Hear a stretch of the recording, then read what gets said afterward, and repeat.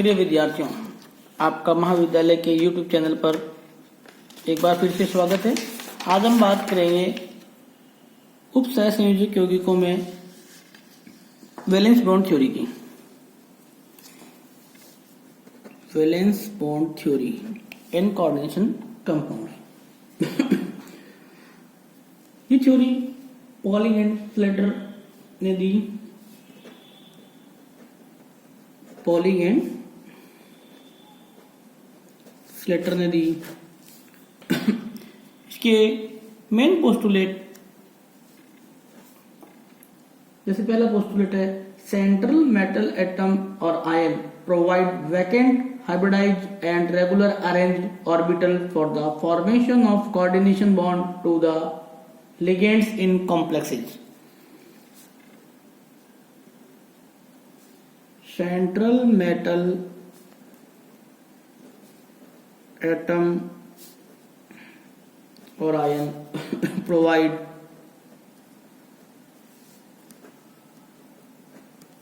vacant hybridized and regular arranged orbital for the formation of coordination bonds to ligand in complexes.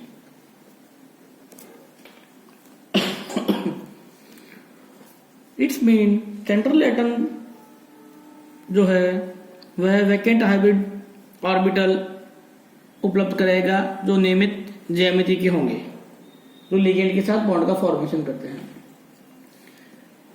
Number of vacant hybrid orbital equal to coordination number. जितने भी hybrid orbital, vacant hybrid orbital उपलब्ध करवाए जाएंगे वह उस यौगिक की समन्वय संख्या के बराबर होंगे। थर्ड है, ligand provide the electrons to the vacant hybrid orbital of the central metal atom. Ligand provide the electrons to the vacant hybrid orbital of the central metal atom। Ligands जो है वो सेंट्रल मेटल एटम के जो hybrid vacant hybrid orbital हैं उनको electrons उपलब्ध करवाएगा। ये मेन 3 पोस्टुलेट है। अब हम बात करेंगे coordination number, shape, hybridisation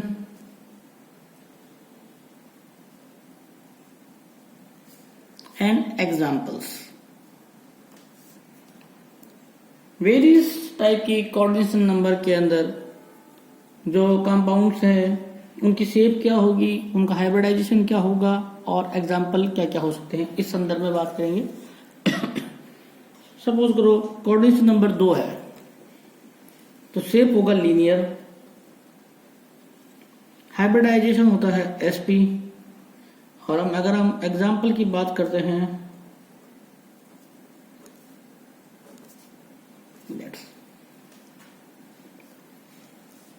coordination number 3 हो तो शेप होती है ट्राइगोनल प्लेनर, हाइब्रिडाइजेशन होता है sp3,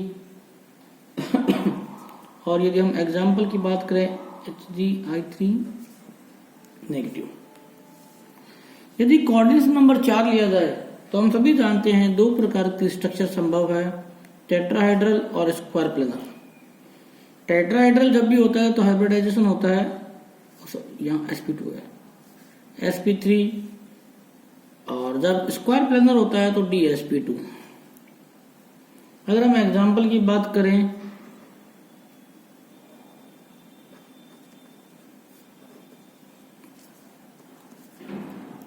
स्क्वायर प्लेनर की, अगर हम बात करें टेट्रासाइनोनिक्लेट सेकेंड।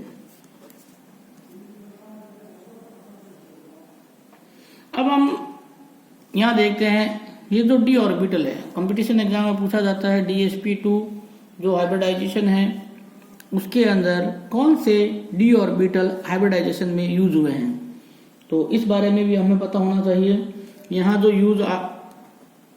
यूज ऑर्बिटल है वो होते हैं dx² y²। बहुत बार एग्जाम्पल में पूछा गया है। इसके बाद है ट्राइगोनल बाइपिरामिडल। जब कोऑर्डिनेट नंबर संख्या 5 हो तो ट्राइगोनल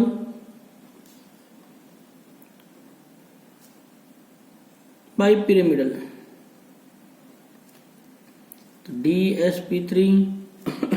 अब यहाँ पे भी d ऑर्बिटल आए हैं तो यहाँ पे भी सवाल वही बनता है कि dsp3 हाइब्रिडाइजेशन के अंदर कौन से डी ऑर्बिटल का यूज हुआ है, तो हमें पता होना चाहिए यूज ऑर्बिटल जो है वो होते हैं यहाँ dz²। और एग्जाम्पल हैं इसके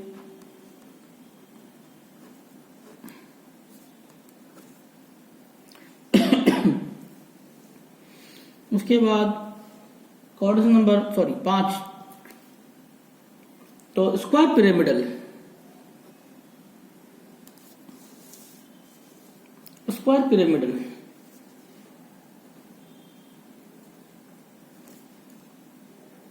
यहां पर हाइब्रिडाइजेशन होता है sp3d, और एग्जाम्पल है if5।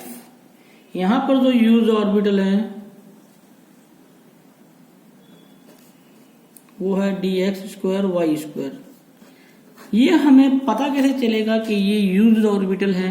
जब हम इनका MOT डायग्राम बनाएंगे तो एनर्जी लेवल देखा जाएगा, किसका एनर्जी लेवल कम है किसका ज्यादा है। उसके आधार पर हम ये कंफर्म करेंगे कि कौन सा ऑर्बिटल डी ऑर्बिटल यूज आएगा। उसके बाद है कोऑर्डिनेट नंबर 6 ऑक्टाहाइड्रल। ऑक्टाहाइड्रल में दो प्रकार के कॉम्प्लेक्स बनते हैं, इनर डी ऑर्बिटल और आउटर डी ऑर्बिटल वाले।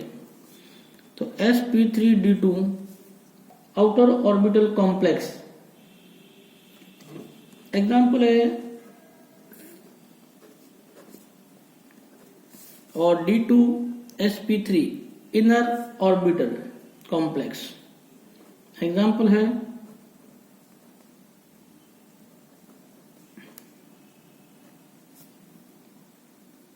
उसके बाद एक है पेंटागोनल बाइपिरामिडल। जब कोऑर्डिनेट नंबर 7 हो,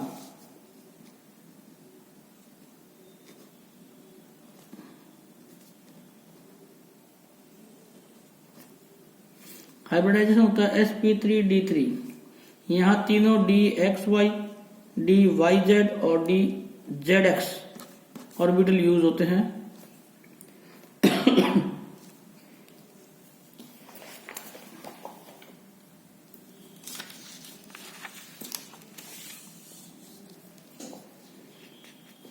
इसके बाद हम बात करते हैं ऑक्टाहाइड्रल कॉम्प्लेक्स के बारे में।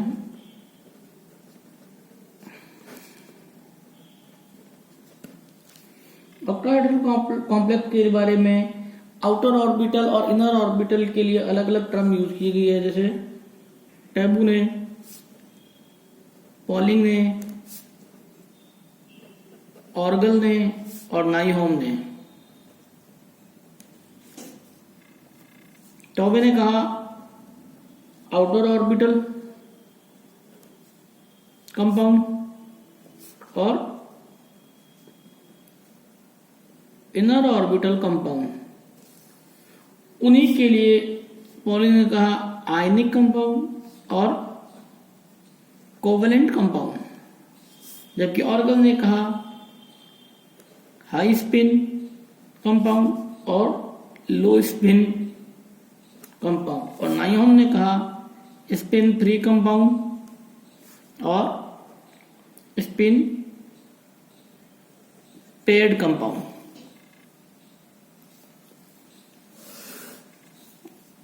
अब हम वीबीटी के बारे में कुछ कंपाउंड्स के बारे में देखते हैं।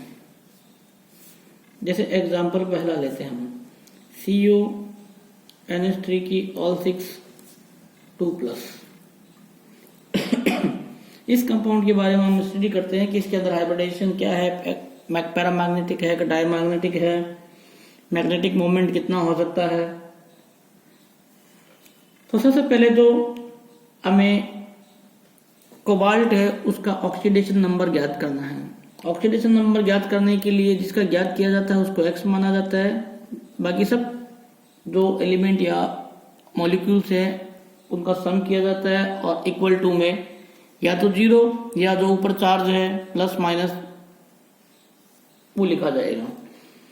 तो कोबाल्ट की जगह हमने X लिखा। NH3 का 0 होता है तो 6 0 इक्वल टू +2, तो X equal to +2। Its mean इस कंपाउंड के अंदर जो कोबाल्ट मॉलिक्यूल्स है वह +2 स्टेज में है।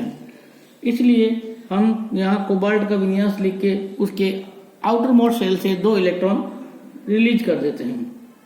तो हम केवल बाहरी विन्यास लिख रहे हैं, आउटर मोस्ट शेल का विन्यास लिख रहे हैं। Electronic configuration of cobalt 2+।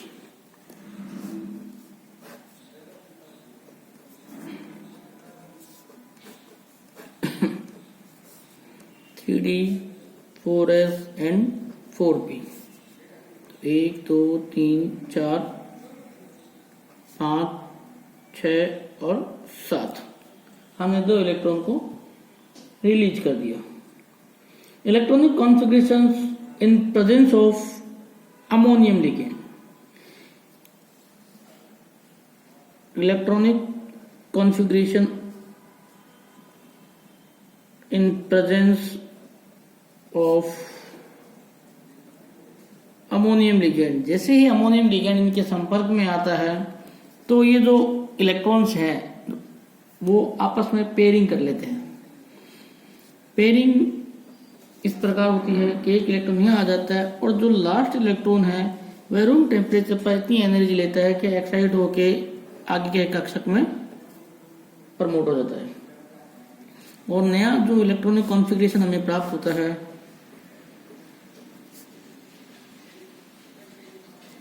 (3D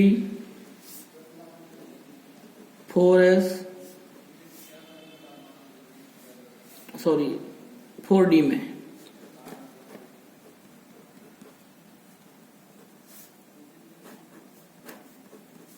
(4P and 4D) ये इलेक्ट्रॉन यहाँ चला जाता है और उसके बाद हाइब्रिडाइजेशन हो जाता है। हाइब्रिडाइजेशन होता है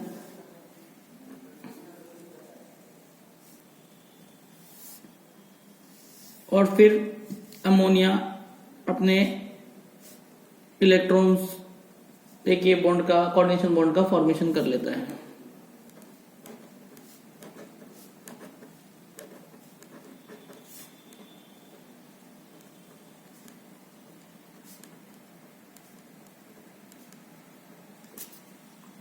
और हाइब्रिडाइजेशन होता है D2sp3।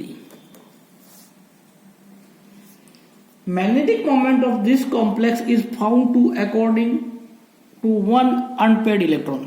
जब हम इसका मैग्नेटिक मोमेंट याद करते हैं तो 1.84 के करीब और मैग्नेट्रॉन के करीब आता है, जो ये इंडिकेशन देता है कि इस कंपाउंड के अंदर एक अनपेयर्ड इलेक्ट्रॉन है और नियमानुसार हमें एक अनपेयर्ड इलेक्ट्रॉन दिख भी रहा है। 1 electron is present in high energy level. जैसे कि आप सभी ने देखा कि जो एक इलेक्ट्रॉन था वो प्रमोट होके 4D ऑर्बिटल में चला गया, जो कि हाईएस्ट एनर्जी लेवल है इस कंपाउंड्स के लिए। 4D orbital which can be easily removed.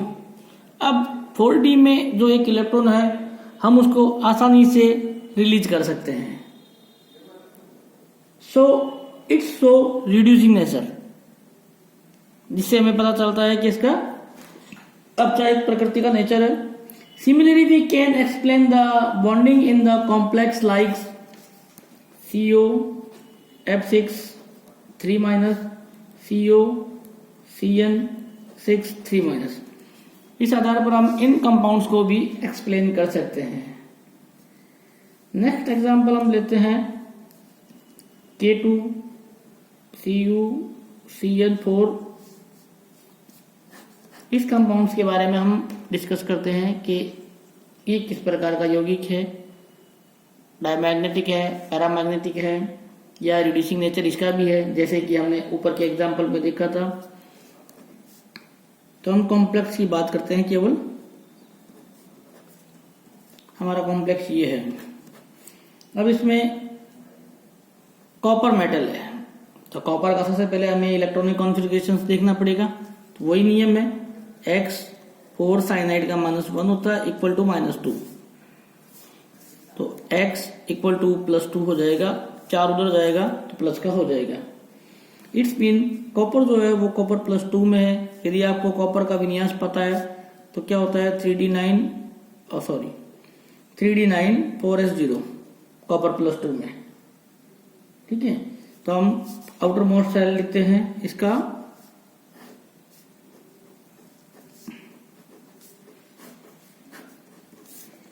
(3D 4s and 4p).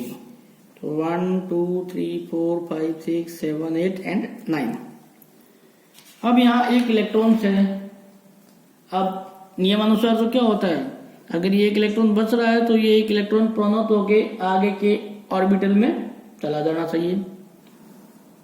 तो ये चला गया, क्योंकि 4p के पास 3 ऑर्बिटल है, 3 में से एक में वैकेंट रह जाएगा और नया जो कॉन्फ़िगरेशन है वो हमें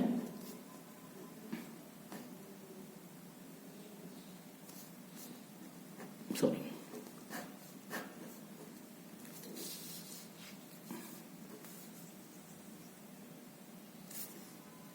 3D 4s एंड 4p। तो 1 2 3 4 5 6 7 8 और उसके बाद हाइब्रिडाइजेशन हो जाएगा हमारा ये एक इलेक्ट्रॉन इसमें है, तो DsP2 है। तो यहाँ साइनाइड आएगा और अपने इलेक्ट्रॉन्स देखिए बॉन्ड का फॉर्मेशन कर लेगा और हमारा हाइब्रिडाइजेशन हो गया DsP2।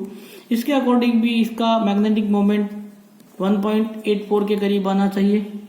According to VBT it should be reducing nature. अगर हम VBT के अनुसार देखें तो इसका भी एक इलेक्ट्रॉन है जो हायर एनर्जी लेवल में है, हम इसको भी इजीली रिमूव कर सकते हैं, but it does not show the same reducing nature. लेकिन ये भी क्या है, रिड्यूसिंग नेचर का होना चाहिए, लेकिन इसका रिड्यूसिंग नेचर ऊपर वाले कंपाउंड से मेल नहीं खाता। Its magnetic moment is not found corresponding to 1 unpaired electron. इसका जो मैग्नेटिक मोमेंट है वो भी एक इलेक्ट्रॉन के करस्पॉन्ड में नहीं आ रहा है। For this situation it is assumed that 2 species are arranged in such a manner due to that the spin of unpaired electron come in paired position, so that value of magnetic moment is found for less than 1 electron। इसलिए इसका जो magnetic moment है एक electron से कम आता है। अब हम बात करेंगे लिमिटेशन की। लिमिटेशन VBT के अंदर हमें क्या चीजें हैं जिनका ध्यान रखना पड़ता है। तो लिमिटेशन VBT कई चीजों को एक्सप्लेन नहीं कर पाता है, जैसे कि colour of complex in solution. जैसे कि आपने देखा होगा नीला तोता, वो नीला क्यों होता है, VBT के द्वारा हम ये एक्सप्लेन नहीं कर पा रहे हैं। तो पहला colour of complexes in solution, इसको हम एक्सप्लेन VBT के द्वारा नहीं कर पा रहे हैं।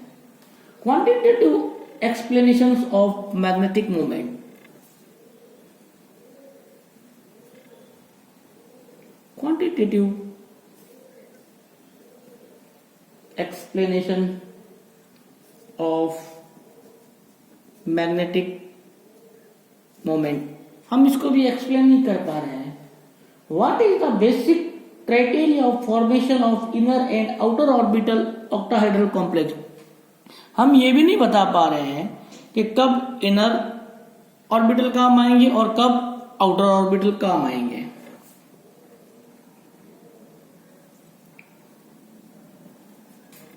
What is the basic criteria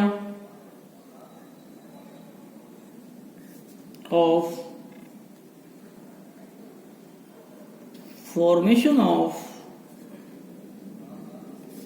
inner or outer orbital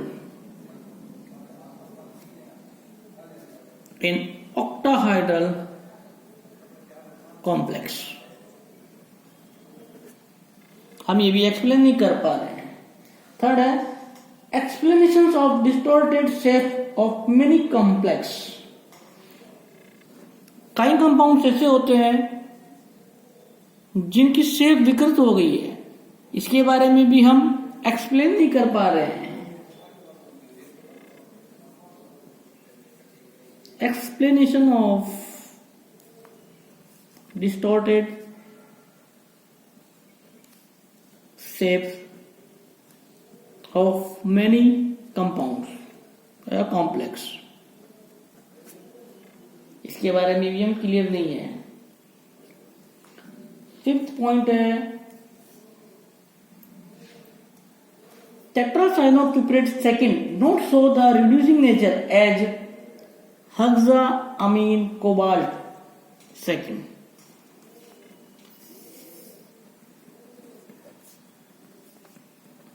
not show the reducing nature as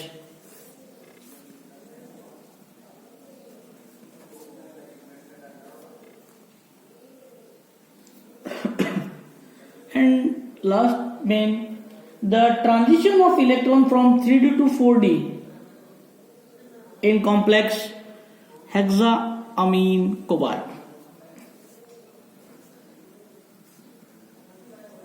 The transition of electron from 3D to 4D in hexaamine cobalt 2 require much energy।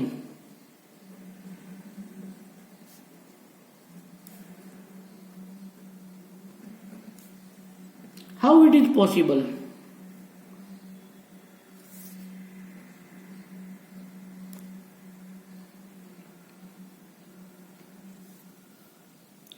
तो हमने आज पढ़ा वैलेंस बॉन्ड थ्योरी के बारे में। कल हम और एग्जांपल देखेंगे वैलेंस बॉन्ड थ्योरी के, उसके बाद हम पढ़ेंगे next concept crystal field theory. Thank you.